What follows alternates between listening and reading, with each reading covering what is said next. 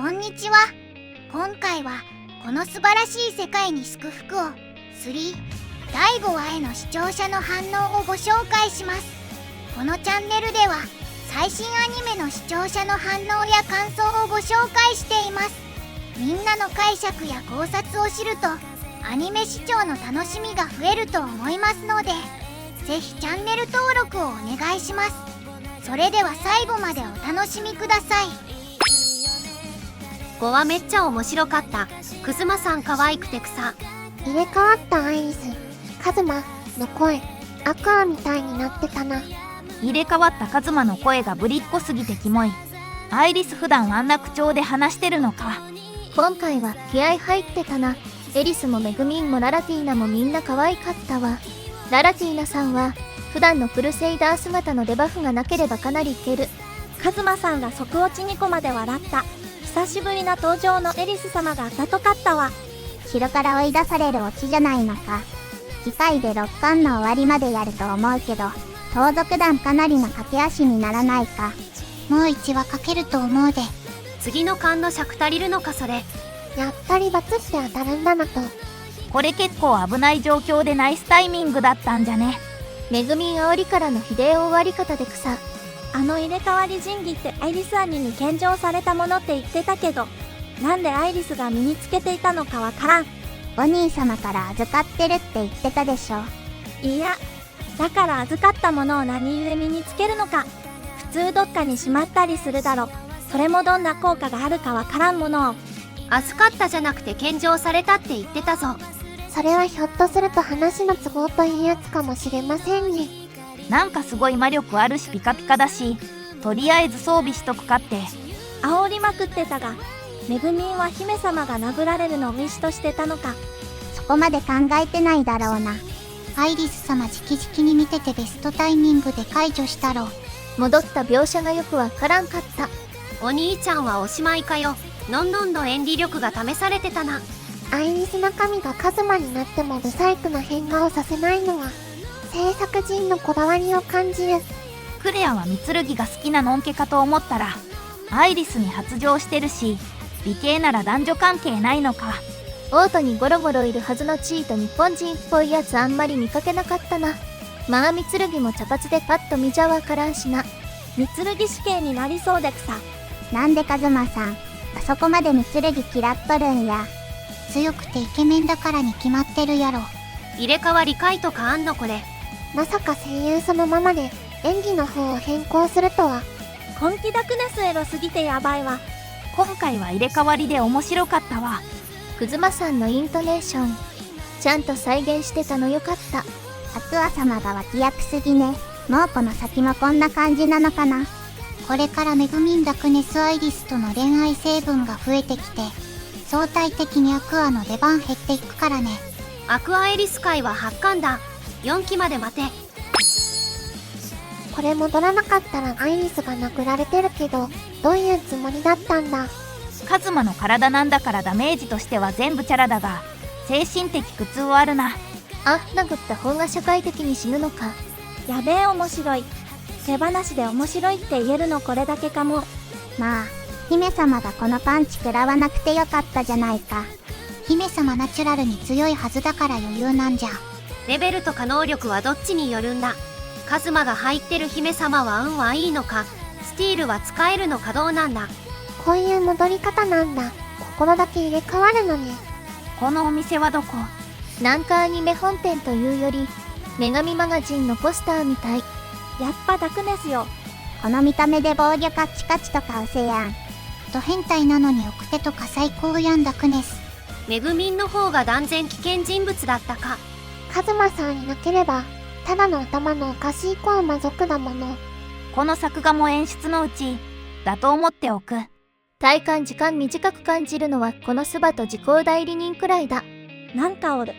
ほんとだ。よく見つけたな。虫歯菌のイメージかな。字が綺麗。また次回内容に関係なさげな予告数だけんか。ちょうどアイリスはダクネスとクレアがおっぱいポロンしたところにワープしたというとか。まともなヒロインはアイリスがいるやろがい。カズマが日本人で転生者ってことはメグミンダクネスは知ってるの？知らんよ。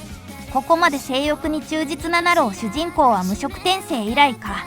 って隠れ家と王女様が風呂のこと知ったら処刑されるだろう。どうすんだ。アクアってこの先も特に何かあった覚えがないわ。アイリスだけいればいい。このネタ、アニメでどうなるかと思ったけど2人とも完全に口調を変えてきたな。黒って本当にすごいわ。おっぱいの作画がようやく他作品並みにまともになってとてもいい。側近も結局ロリコン騎士でくさ。このスバ、外れかいないのが素晴らしいなマジで。入れ替わりはやはり声優さんの演技力が光る。今回も楽しい画面の連続でした。欲望に忠実なカズマさんは我々の期待を裏切らない選択を取り、素晴らしい視点をオールウェイズ提供してくれる。メグミントもいい感じだけど、やはりエリス様も捨てがたい。今回妙に質感が違うような。入れ替わってると叫びたくなる時を超えた出会いより、性別を超えたを家の出会いを描くためなんだと合点。また期待も超える魔王軍討伐のバリエーションに、仁義回収、伏線の回収まで物語的にも面白く、声優の芝居が楽しい話数でした。開幕調子に乗るカズマに、あこれ死ぬわ、と思いますよね。笑い。今回もカズメグの付き合いたてカップルみたいな空気感が尊い。仁義でアイリスと入れ替わるまでは、ラストぶん殴られカズマは制限時間切れで元に戻ってたってことだよね。めぐみん余計なこと。スレンダーは禁句のようでエリス様かわいい。アフアはやっぱりお酒似合うな。ヒロインとしてはあれだけど、めぐみんの調子乗っちゃうところ、カズマさんそっくりよね。持たざる者のアイリス&エリス様と、入浴シーンのダクネス&クレアのコントラストが、素晴らしい1話。カズマ以外の仲間は誇らしい活躍をしていると思っていたら、カズマの活躍はダクネスと一緒に風呂に入ることか。一方アイリス様は大変な目に遭っているとは、人生とは不思議なものです。まさか初っ端からいきなりエリスさんにお世話になるとは。そしてあの仁義による入れ替わり、お互いのシーレイの演技がまたすごいしおもろ。スライムぜんざいハンスさん大変やな。次回も楽しみ。俺の本気を見せてやるさ。お久しぶりです。エリス様。即死落ちにコマなの知ってた。困っているエリス様が好き。依頼された仁義を早速発見。効果発動でアイリスと入れ替わるの。ダクネスのドチャシコボディ。エロ、ノリノリでお風呂に行くも残念。時間切れなの知ってた。もう早すぎない。30分あっという間に終わる。カズマの久しぶりの生き返りからのアイリスと入れ替わりおもろすぎる。しかもまさかのサービスシーンが。このスバ、久々にやるじゃねえか。気になる次回、6話はよ見たい。なんやかんや大活躍の3人はさすが。代わりにエリス様に合わせてくれたカズマさんも良い仕事してくれたぞ。めぐみんの絡みも楽しくて大満足。外れ会が本当ないよ。てか、入れ替わったアイリスにも容赦ないのはさすが。袋叩きにされても安定の爆裂音部。この2人がセットで一緒にいるのがしっくりきすぎて怖いくらい。このままアイリスほったらかしで終わるはずもなく期待以上。ダメ神はシュランデ納金は風呂で持ち味発揮。今回はドラえもん公文でしたね。入れ替え仁義は前振りとして本当に厄介なのはモンスター召喚仁義でしょうね。しかし、カズマは男の本能に忠実ですべくずっぷりを発揮していましたが、本当にヤバいのはめぐみんですね。王女に何させてるのかな。ホウマ族、ほんと怖い。王都の冒険者に10人くらいいるけど、アクセルの街と同じようにキャラデザが細かくしっかりしてるのすごい。カズマさんの作画がやたら質高く、イケメン絵面からおどけた演技でカズマの人格形成されるの好き。女性最高。主人公に人気ある作品は傑作なのよな。くっそ調子こいてるカズマさんと、ついにオチを読み始めて一人出陣してないダメ神受けるんですけど、ゴッドブロー、ゴッドレクイエム、花鳥風月のコンボほんま笑う。古式ゆかしい入れ替わりコントを全力でやりきる。オチにも爆笑を禁じ得ない。再びアイリスタンのターン。アイリスタンとクズマさんが入れ替わるコメディシチも、このスバらしい頭の悪さで見せてくれるのが最高ですね。それにしても3期始まってからここまで1回も外れ回がないのさすがすぎるのです。なんだかんだ言って魔王軍壊滅に尽力したアクアたちに比べてカズマは、と思ってたらまさかの入れ替わりで見せてくるのが面白すぎました。